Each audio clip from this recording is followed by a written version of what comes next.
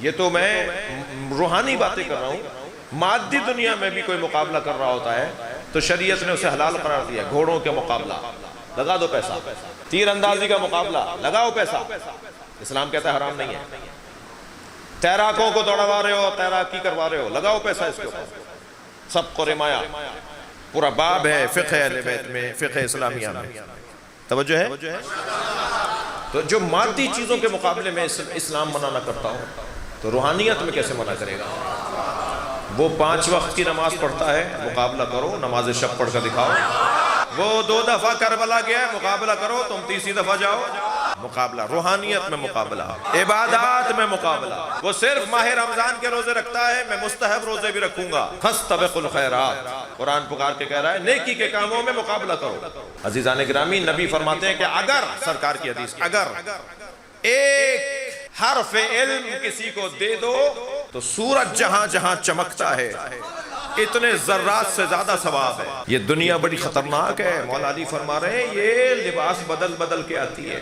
دوسری چیز, تھکے نہیں میری باتوں سے, دوسری چیز جو شخصیت کو قتل کرواتی ہے وہ ہے حسد.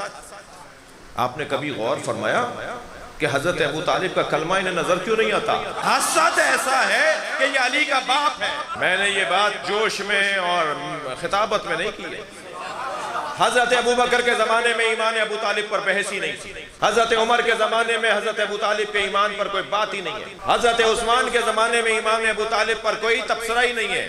جب علی کو جنگیں ہروا نہ سکے تو یہ اعصابی جنگ شروع ہوئی تھی شام سے, جس کو سرد جنگ کہتے ہیں آج کی دنیا میں. سرد جنگ شروع کی تھی مولا علی کے خلاف اور بھیجے تھے باقاعدہ لوگ کہ علی کی محفل, کیونکہ مولا کا دروازہ, جیسے الحمدللہ آپ نے دروازے کسی کے لیے بند نہیں رکھے اور نہیں بند کرنے چاہیے, مولا کی محفل, مولا کا دروازہ سب کے لیے کھلا ہوتا تھا.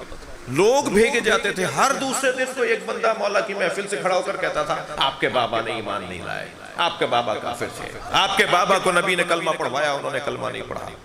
مولا علی کو شرمندہ کرنے کی بات. یہ اعصابی جنگ, علی سے حسد, غصہ بابا پر. اور اگر حضرت ابو بکر, حضرت عمر, حضرت عثمان کے زمانے میں ایمان ابو طالب یا حضرت ابو طالب پر بات ہوئی ہے تو عظمتوں کی بات ہوئی ہے, فضائل کی بات ہوئی ہے حضرت ابو طالب کے. لیکن یہاں تلوار تو چل نہیں پائی تو حاسدانہ انداز اپنایا گیا. میرے مولا بیٹھے ہوئے ہیں مسجد کوفہ میں, ایک ایسا ہی جاسوس جس کا کام یہ تھا کہ مولا کو جا کر اپنے گمان میں شرمندہ کرے. پیسہ لے کر, پیسے کے اوپر ہو رہا تھا کام, پیسے باقاعدہ پیسے تقسیم ہو رہے تھے. اس نے آ کے کہا یا امیر المومنین, آپ کا مقام اتنا بلند, وَأَبُوكَ مُعَذَّبٌ فِي النَّارِ. محفل سجی ہوئی ہے مولا کی, ایک شخص کھڑا ہو کر کہتا ہے کہ آپ کا اتنا بڑا مقام اور آپ کے بابا 2 عذاب میں مبتلا. میرے مولا علی نے بے ساختہ فرمایا فَحْ وَجْحَكْ, تیرا منہ ٹوٹے. یاد رہے ابو طالب کو کافر کہنے والے علی کی بددعا کا شکار ہیں. تیرا منہ ٹوٹے. اب مولا علی کا جملہ سنیں.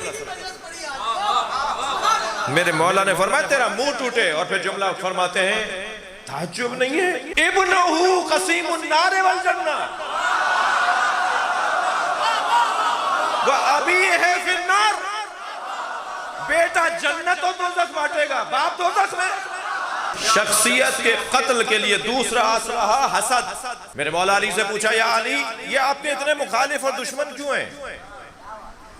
حضرت فرمایا تم نے قرآن کی آیت نہیں پڑھی, ام یحسدون الناس علی ما آتاہم اللہ من فضلہ فقد آتینا علی ابراہیم الکتاب والحکمہ وآتیناہم ملکا عظیما. وہ لوگ ان لوگوں سے, کچھ لوگ ان لوگوں سے حسد کرتے ہیں جنہیں اللہ نے اپنے فضل سے عطا کیا ہے, اور اللہ نے آل ابراہیم کو کتاب, حکمت اور ملک عظیم عطا کیا ہے. فرمایا ہم ہی تو آل ابراہیم ہیں جنہیں اللہ نے قرآن دیا ہے, نبوت دی ہے, امامت دی ہے. اللہ نے ہمیں نعمتیں عطا کی ہیں اور اس وجہ سے ہم سے حسد ہوتا ہے. خبردار, اہل بیت کے چاہنے والے حسد نہیں کرتے, اس لیے کہ یہ وہ اسلحہ ہے جس نے اہل بیت کو اذیت پہنچائی ہے.